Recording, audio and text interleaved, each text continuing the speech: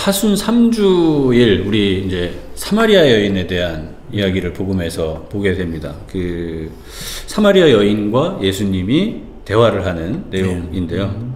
당시 유대인들하고 사마리아인의 관계가 뭐 복음에도 나오지만 상종하지 않았던 그런 관계다라고 얘기하는데, 왜 유대인들하고 사마리아인은 이렇게 원수지간처럼 서로 상종하지 않을 정도로 그런 관계가 된 건가요? 일단은 사마리아가 북왕국 수도였거든요. 기원전 약 722년경쯤에 북왕국이 이렇게 함락이 되게 됩니다. 아시리아인들에 의해서 함락이 되게 되고, 그 다음에 바빌론 사람들, 페르시아 사람들, 그리스 사람들, 로마 사람들이 순차적으로 그 땅을 지배하게 되거든요. 지배하면서 종교적인 혼합, 그 다음에 또 그 민족적인 혼합이 이루어지게 되게 되고, 이런 과정에서 이제 순수성을 잃어버리게 되는 그런 유다인들의 눈으로 볼 때는요. 그래서 이게 상징적인 건데요. 그 남편이 다섯 있었지만 지금 사는 남편도 너와 다르다. 이게 학자들은 그동안 사마리아를 지배했던 민족들이 여섯 민족이니까 그 남편들을 하나씩 이렇게 남편을 민족으로 상징한다, 이렇게 얘기하는 학자들도 있어요. 근데 이제 중요한 것은 이제 유다인들의 눈에서 볼 때는 그런 이 사마리아인들이 굉장히 혈통적으로나 종교적인 순수성으로 많이 이렇게 자기들과는 멀어지게 되었다라고 생각을 하게 되고, 또 예배드리는 장소도 서로 다르게 생각을 했었고, 그러면서 이제 이런 역사적인 문제, 또 종교적인 문제로 이렇게 커지면서 서로 이렇게 상종하지 않고 대화하지 않는 그런 일이 벌어지게 된 것 같습니다. 그러니까 복음에서 이제 보면 시카르라고 하는 지역, 이제 야곱의 우물가에서 물을 기르러 된 여인에게 예수님이 이제 가서 물을 좀 달라고 얘기를 하시고, 이걸 경계하고 사마리아 여인이 그래서 좀 그냥 복음서에 있는 구절로만 봤을 때 대화가 잘 되지 않는 것 같아요. 서로 못 알아듣고 여인이 잘 못 알아듣고, 왜 그렇게 대화가 길어지고 못 알아듣고 그러는 걸까요? 일단은 시간이 중요합니다. 정오. 정오. 왜냐하면 당시의 여인들은요, 유다인들은요, 저녁 식사를 다 한 다음에 여자들이 우물가에 나와서 다음날 마실 물을 길어갔습니다. 그러니까 정오에 물을 뜰어 나왔다는 것은 정상적인 게 아닙니다. 왜냐하면 남들이 다 나오는 시간에 안 나오니까. 그러니까 사마리아 여인은 그 동네 안에서도 철저하게 외면당하고 배척받은 사람. 그렇죠. 나타나기만 하면 우물가에서 저 여자 봐, 저 여자. 손가락질 당하죠. 그러니까 어쩔 수 없이 정오에 나올 수밖에 없었고, 그런 마음의 상처가 있는 상태에서 누군가, 더군다나 유다인인 예수님이 자기에게 다가온다? 이거는 사마리아 여인 입장에서는 정말로 받아들이기 어려운 상식 밖의 일인 그렇죠. 이 양반이 이렇게 되는 거죠. 어떻게 보면 상당히 불안하거나 뭐 좀 그런 감정이었을 수도 있겠네요. 그런데 또 이 신학적인 게 뭐냐면요, 요한복음서 저자가 우물가로 상정해놨거든요.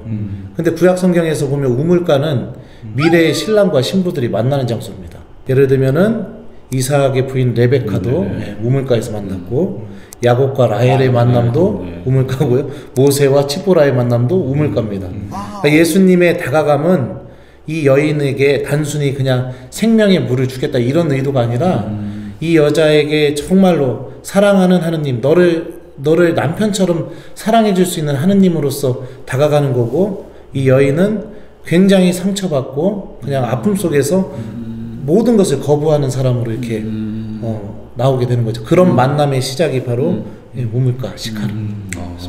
그 물에 대한 얘기를 이제 나누게 된 물에 대한 대화를 나누는데, 물에 대한 이해를 어쨌든 사마리아 여인은 제대로 이해하지 못하니까 그래서 어떻게 보면 예수님과 사마리아 여인의 소통이 어떻게 좀 끊어지고 단절이 되는 듯한 느낌을 받는데, 이게 신앙의 방식과 세상의 방식이 서로 다르다는 걸 좀 강조한다라는 느낌을 받게 돼요.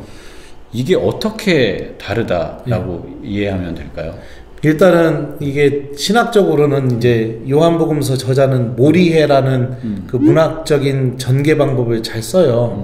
그러니까 이제 예수님은 어떤 사실을 이야기하고 사람들은 못 알아듣고 또 예수님 어떤 사실을 이야기하고 사람들은 못 알아듣고 그럼 이 전개 과정을 통해서 당신이 어떤 분이신지 드러내시게 되거든요. 그러니까 이런 신학적인 의도가 첫 번째로 하나 있었다는 거 기억했으면 좋겠고 우리 형제님께서 말씀하신 대로 분명히 신앙의 방식과 세상의 방식은 완전히 다르죠.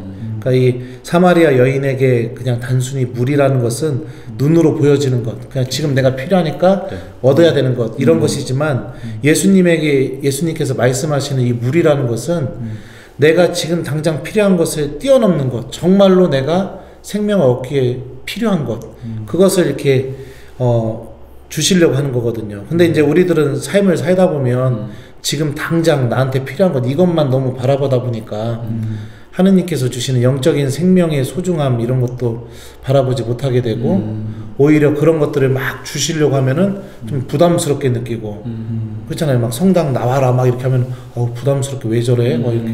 그러니까 그런 거죠. 그러니까 내가 정말 하느님에게서 오는 것을 바라보지 못하고 있기 때문에 그런 일들이 벌어진다고 생각이 듭니다.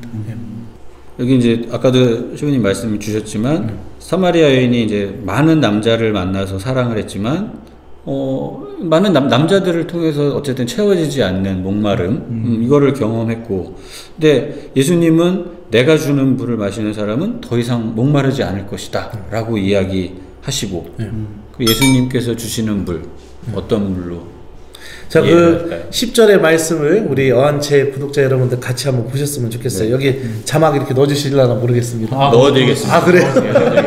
10절에 보면 이런 표현이 나옵니다. 내가 하느님의 선물을 알고 또 나에게 마실 물을 좀 다오하고 너에게 말하는 이가 누구인지 알았더라면 이렇게 문장이 나오는데 그리스 원문으로 보면 가정법입니다. 그리고 우리 한국어 번역으로도 가정법이고요. 그러니까 내가 하느님의 선물을 알고 그 다음에 그리고 이렇게 되기 때문에 이 문장과 다음 문장은 동격이거든요. 하느님의 선물은 너에게 마실 물을 좀 다오하고 말하는 이가 누구인지 아는 것, 곧 알미거든요. 네. 하느님의 선물이 알미고 이 알미 바로 예수님께서 그녀에게 주시는 생수라는 거죠. 그러니까 결국에는 예수님께서 주시는 물이라는 것은 예수님이 어떤 분이신지 계속해서 알려주는 이 이 알무로 충만해지게 하는 거. 그래서 실제로 본문을 보면 사마리아 여인이 예수님을 부르는 호칭이 바뀝니다. 처음에는 선생님 했다가 그 다음에는 예언자, 그 다음에 그리스도 이러면서 나중에는 그리스도를 마을 사람들에까지 선포하러 나가게 되거든요. 그러니까 이 예수님과의 대화를 통해서 알미 충만해지게 되자 그녀의 삶이 완전히 바뀌어버리게 되는 이런 과정들이 이렇게 나오게 되죠. 이게 바로 예수님께서 주시는 물, 알미입니다. 그럼 예수님께서 사람이 빵만으로 사는 것이 아니다 라고 얘기하시는 것도 같은 방식으로 저희가 이해할 수 있을까요? 네, 뭐 그렇다고 저는 생각이 듭니다. 왜냐하면 빵만으로 살아가는 게 아니라 하느님 입에서 나오는 모든 말씀으로 산다 이렇게 돼 있는데요. 그 하느님 입에서 나오는 모든 말씀이라는 것은 결국에는 바로 하느님에 대한 알미죠. 그 실제로 제가 대전교구에서 그 청년성서 탈출견수 때 종살이에 대해서 얘기를 많이 해줬거든요. 종살이가 뭔지 아시느냐? 하느님께서 이스라엘 사람들을 종살이로부터 탈출시키기 위해서 10가지 재앙을 일으킵니다. 근데 그 10가지 재앙에서요 반복적으로 하느님이 하시는 말씀이 있어요. 이 재앙을 통해서 이집트인들이 아니면 이스라엘 사람들이 내가 주님임을 알게 될 것이다. 이게 계속 반복이 돼요. 하나의 재앙이 이루어지고 하느님이 어떤 분이신지 알게 되고 또 하나의 재앙이 이루어지게 되고 그러면서 하느님이 어떤 분이신지 알게 되고 그러니까 이 알무로의 초대거든요. 광야 생활도 마찬가지거든요. 광야 안에서도 하느님의 말씀을 믿게 될 때 우리가 생명을 얻을 수 있다. 이것도 하느님을 알아나가는 과정이고 그러니까 이 알을 통해서 내가 구원으로 나가게 된다. 이게 전형적인 이 그 출애굽 신학부터 이렇게 담겨져 있는 하나의 맥이라고 생각이 됩니다. 그리고 이제 이 그 복음 말씀에 산도 아니고 예루살렘도 아닌 곳에서 예배를 드릴 때가 온다라고 예수님이 이제 말씀하시는데 이게 어떤 의미인지 좀 설명을 부탁드립니다. 찬미하고 하느님과 관계를 맺는 게 장소에 매이지 않게 된다. 장소에 매이는 게 아니라 왜냐하면 그때 당시에는 예루살렘 성전 여기서도 보면은 우리들은 이 산에서 예배를 드리고 당신네는 저 산에서 예배를 드리고 장소에 이렇게 매이게 되잖아요. 장소가 아니다. 하느님을 만나는 것은 그러니까 어느 장소에만 가서 꼭 그곳에서만 하느님을 만날 수 있는 건 아닌 거죠. 장소에 국한되지 말아라. 그렇죠. 그러니까 성당에서 열심히 하느님 믿었으면 집에 가서도 똑같이 하죠. 그렇죠. 근데 장소에 따라서 막 바뀌게 되고 막 성당에서는 이렇게 하고 집에서는 또 그렇죠. 밖에 사회에서는 안 그러고. 그렇죠. 그러니까 이게 장소에 매이는 게 아니라 하느님께 예배드리는 것은 장소에 국한되는 게 아니다 이런 의미라고 생각합니다. 그리고 저희가 좀 이해가 안 됐던 게 영과 진리 안에서 드리는 예배라는 이제 구절이 나오는데 이게 뭘 설명하는 건가요?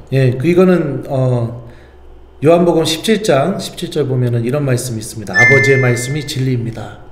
그러니까 영과 진리 안에서 드리는 예배라는 것은 성령과 하느님의 말씀 안에서 하느님께 드리는 예배다. 저는 이렇게 생각이 들고요. 성령께서 오셔서 처음으로 제자들에게 해주실 무슨 일을 하시는가 이것도 요한복음 14장에 나오거든요. 14장 26절을 보면 보호자 곧 아버지께서 내 이름으로 보내실 성령께서 너희에게 모든 것을 가르치고 내가 너희에게 말한 모든 것을 기억하게 해주실 것이다. 그러니까 성령께서 하시는 일이 하느님의 말씀을 나한테 가르치고 그리고 하느님의 말씀이 내 안에서 계속 기억하게 만드는 거 이게 성령께서 하시는 첫 번째 일이거든요. 그러니까 말씀을 기억하게 만들고 그리고 말씀을 가르치게 하는 거. 그러니까 저는 이게 바로 영과 진리 안에서 이루어지는 예배라고 생각합니다.